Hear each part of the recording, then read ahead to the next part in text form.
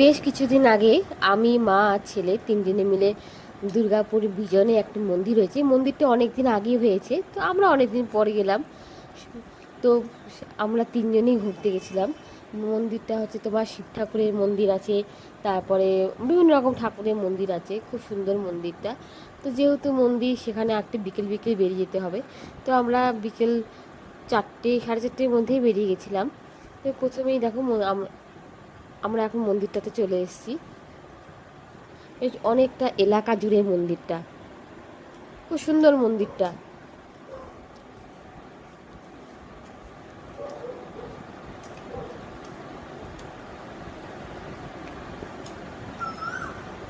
প্রথমে আমরা যেখানে যাচ্ছি এটা হচ্ছে শিব ঠাকুরের মন্দির। মন্দিরের বাইরেটা যেমন সুন্দর দেখতে, ভেতরটাও খুব সুন্দর দেখতে।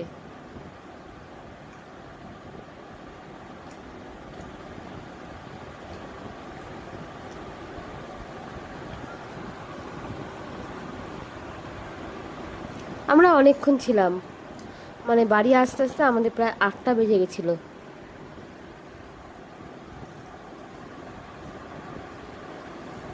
আমরা মন্দিরটা আগে চারপাশটা ঘুরে দেখছি, তারপরে ভেতরে যাব।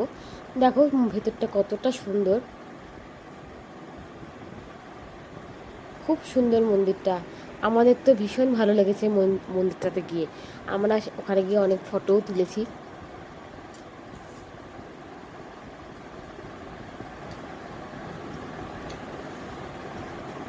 ভেতরটা খুব সুন্দর ডেকোরেশন করা।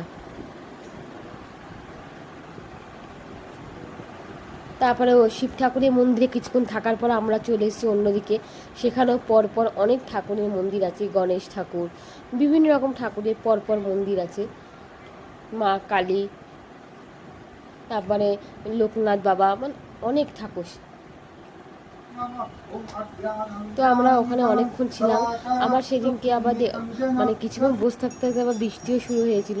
তারপরে আমরা জিজ্ঞেস করলাম, বললো একটু পরে আরতি শুরু হবে। তো আমরা আরতিটা দেখে তারপর বাড়িতে এসেছি। আর এই বাচ্চাটা দেখো আমাদের সঙ্গে খুব মজা করছিল।